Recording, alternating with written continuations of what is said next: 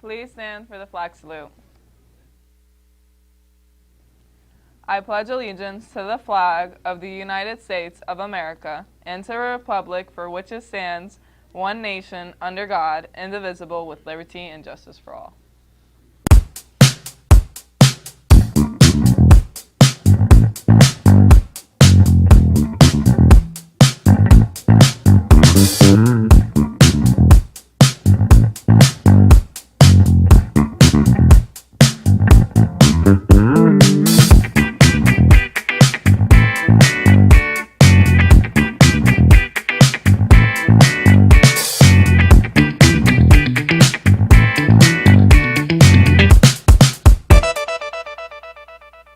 Good morning and welcome to RPtv. Today is Friday, October 22nd, 2021. We certainly don't encourage wasting food, but it has become necessary to get rid of your onions. The CDC has determined that there is a widespread outbreak of salmonella. Callie has that report. The CDC is investigating if other onions and suppliers are part of the salmonella outbreak. People are advised to check the storage cooler for onions, and if the source can't be identified, throw them away. You should also wash and sanitize any surfaces that may have come in contact with onions. At least one person in Alabama has been affected by the outbreak. Symptoms of salmonella typically start 6 hours to 6 days after eating the affected food. Most people recover without treatment after 4 to 7 days, but the illness can be especially dangerous for children younger than 5, adults older than 65, and people with weakened immune systems. Symptoms of salmonella include fever higher than 102 degrees and inability to keep down liquids and signs of dehydration, including dry mouth and throat and feeling dizzy when standing up. Getting a COVID-19 booster shot is going to help fight and defeat this pandemic. And now, major steps have been taken to move this process along. Michael has the details. U.S. regulators on Wednesday signed off on extending COVID-19 boosters to Americans who got the Moderna or J&J vaccine and said anyone eligible for extra dose can get a brand different from the one that they initially received. The Food and Drug Administration on deciding marks a big step towards expanding the U.S. booster campaign, which began with extra doses of the Pfizer vaccine last month. But before this can be achieved, the Center for Disease Control and Prevention will be consulting with an expert panel before finalizing official recommendations actioned for who should get the boosters and when. The FDA authorized a third Moderna shot for the seniors and other high risks from COVID-19 because of their health problems, job, or living conditions, 6 months after their last shot. For J&J's single-shot vaccine, the FDA says all U.S. recipients should get a second dose 2 months after their initial shot. The FDA rulings differ because the vaccines are made differently, with differing dosing schedules, and the J&J vaccine has consistently shown a lower level of effectiveness compared to the Pfizer and Moderna. Now it's time for announcements. Student Council's annual Halloween costume contest, Friday, October 29th, 2021. Categories include scariest, funniest, most original, and best group or couple. To enter the contest, you must come to room 110 during homeroom to have your picture taken. Seniors can come to room 110 when you arrive during first period. Prizes will be awarded in each category. Roswell Park High School presents Meet the Author, Allison Kimball, author of Strange Gods. Writing workshop with the author followed by Q&A about the publishing process, Friday, October 29th at 12:30 p.m. If you're interested in attending, please fill out the following Google form. The Garden Club is hosting their annual pumpkin decorating contest. It's $10 to enter and a pumpkin is provided. All clubs, staff, homerooms, and families are encouraged to join. Voting forms can be picked up in the main office. School picture retakes will take place on Friday, October 29th. French Club meeting, Friday, October 22nd, after school virtually. Art Club, NAHS meeting, every Friday after school at the public library with permission slips. Questions, ask Ms. Gutro. SAS Club is organizing a pet supply collection. Students interested in helping, come to our next meeting on Tuesday the 26th outside the high school cafeteria. For details, email Ms. Almanzar. Chorus Club will hold its next meeting on Thursday, October 28th at 4:45 in the Roswell Park Middle School Band Room. New members are welcome. Spanish/International Club meets every other Wednesday. Next meeting day is November 3rd after school outside by the high school cafeteria. For details, email Ms. Almanzar. Yesterday, the girls volleyball team faced off Timothy Christian and came with a 2-0 win. The Panthers' victory was led by Deisha Gillard, 7 kills, Sharndeep Kaur's key block, and Reina Padilla's 5 assists. Here is a brief video clip of the action. Acevedo, up and over, handled. Here we're going to have a swing from Medina. Big swing, handled. Free, Medina. Acevedo coming to Medina. Medina with the big swing, she put some English on it. Oh! What a play by the libero for the Panthers of Roselle Park. That's why she's got a different colored jersey on, folks. She's out there for defense. And now for some good news regarding COVID-19. Things have been going well in Union County, and maybe this will be a good sign for the future. Callie has the details. According to the Centers for Disease Control, COVID-19 data tracker, Union County is the only county in the Northeast to have a low community transmission rate of the virus. The CDC's COVID data tracker is currently displaying information surveyed from Wednesday, October 13th through Tuesday, October 19th for case rate and Monday, October 11th through Sunday, October 17th for percent positivity. The percent change in counties at each level of transmission is the absolute change compared to the previous 7-day period. According to the CDC data tracker, there are a total of 51 positive COVID-19 cases. In the city of Elizabeth, as of Tuesday, there are 39 cases open, with 1 new death related to COVID-19. With the low community transmission rate, the CDC is no longer urging vaccinated individuals in Union County to wear a face mask indoors. Unvaccinated residents are still encouraged to wear a mask in public indoor settings. According to Mayor J. Christian Bolledge's COVID-19 updates on social media, the majority of the city's residents are vaccinated, as well as the majority of Union County residents. Stay tuned, we'll be right back.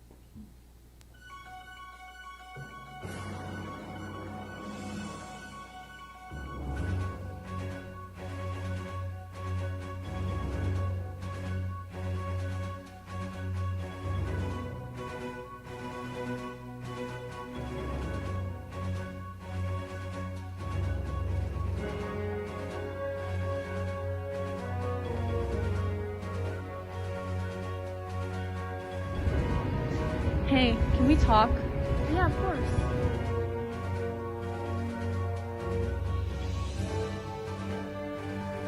If you ever need anything, I'm always here for you.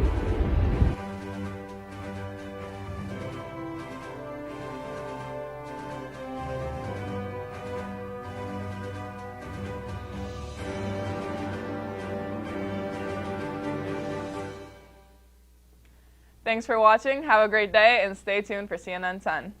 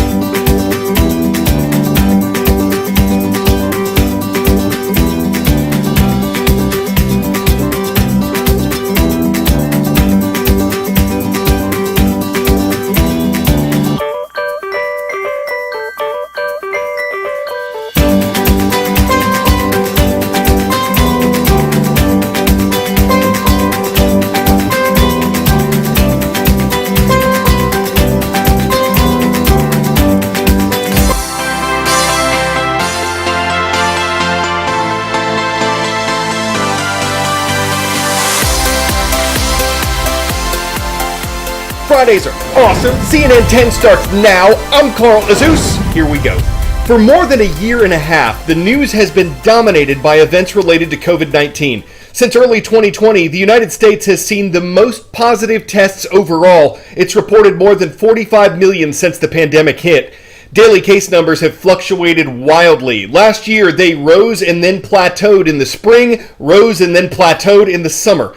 But during the winter months of late 2020 and early 2021, American health officials reported their highest numbers of new cases, a daily average of more than 250,000 in early January, according to the New York Times.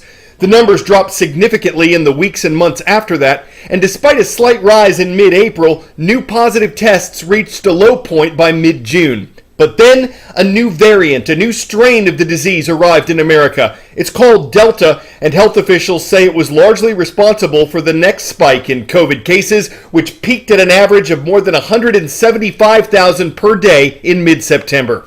That's why the steady decrease that America has seen since then is both hopeful and concerning. Hopeful because the number of new cases is headed in the right direction, down.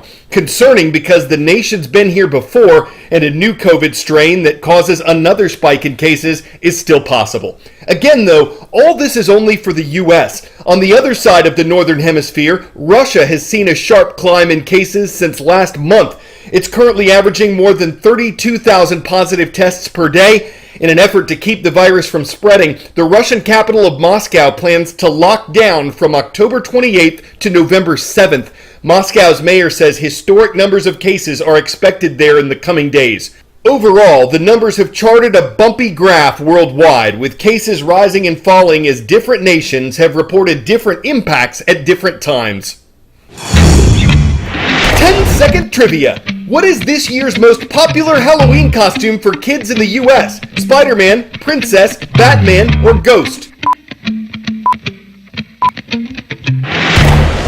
According to the National Retail Federation, Spider-Man tops this year's costume list. The NRF is the largest retail trade association in the world. It frequently reports on how much Americans are spending and what they're spending it on throughout the nation's holidays. This Halloween, the NRF says 65% of Americans are planning to participate in some way. That's not a record, but the amount of money they plan to spend is. Celebrants say they'll drop almost $103 on average, most of it going to Halloween costumes, decorations, and candy. CNN 10 contributor Chris James tells us what it adds up to nationally. Hey Carl, it is so good to see you again. I know it's hard to believe, but Halloween is fast approaching. And I'm excited to report that this year is already projected to be bigger and better than ever. The demand for trick-or-treating is promising to be extremely high this year. And that's welcome news for stores all around the country who saw a massive dip in sales last year during the height of the pandemic. This year, the National Retail Federation projects Halloween spending to hit a record $10.14 billion, according to a survey conducted every year that predicts consumer behavior. And obviously, one of the best parts about Halloween is the abundance of candy and chocolate. And total sales are currently over 40% above 2020 levels, according to the National Confectioners Association. And many of the country's biggest retailers decided to start the Halloween season early this year, some with interesting strategies for stocking the shelves. According to a Walmart spokesperson, they moved candy corn into its seasonal aisle first, explaining that it's a top seller early in the season. Closer to the date of Halloween, bagged candy and chocolate become more popular. Which reminds me, I need to go hit the store and stock up before they run out of options.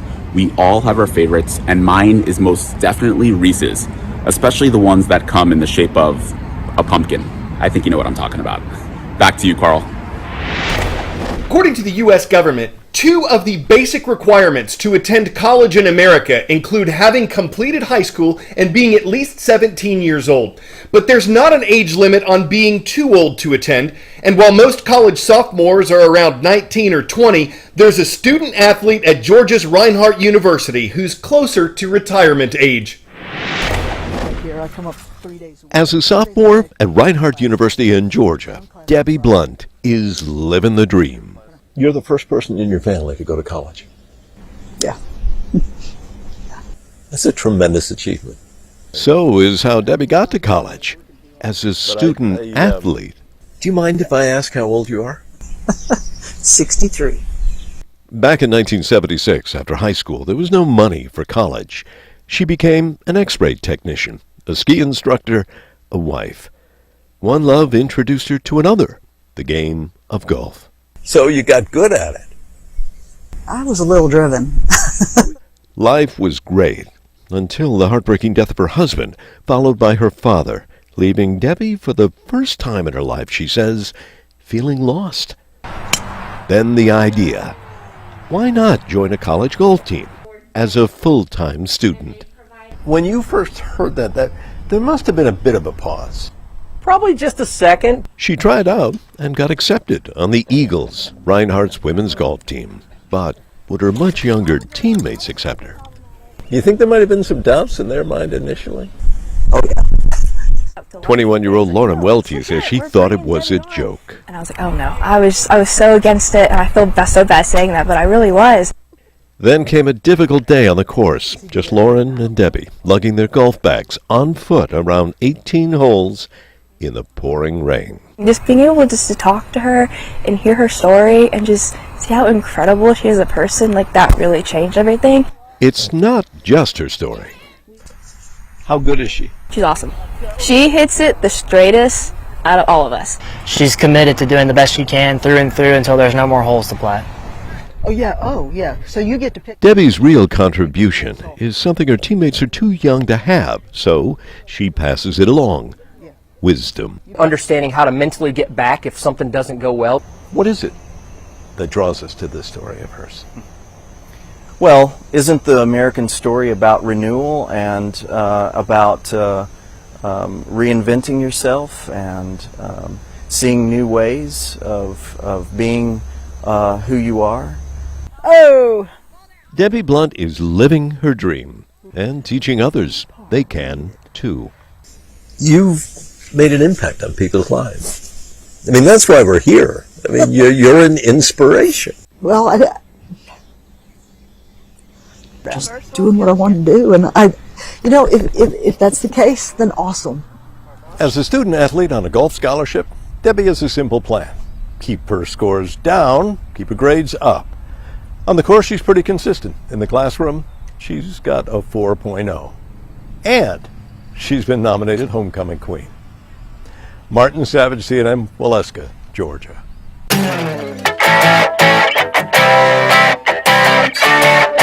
For 10 out of 10, another winning entry in the category of things you don't see every day.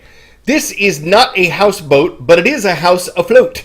A woman in Canada who always loved this house found out that the owners were planning to tear it down. She couldn't have it moved over land, so she had it transported the way they used to move homes around Canada's Bay of Islands, and once it dries out, it'll be ready for the reno. Don't know what kind of loan she got, but thankfully it's not underwater. Of course, some might float a tub full of questions about flood insurance or indoor plumbing, but as long as the idea holds water, and hopefully the home doesn't, it's a great wave to see if it's worthy of being called seaworthy, and if someone ever does this again, they'll have a strong current idea about resale.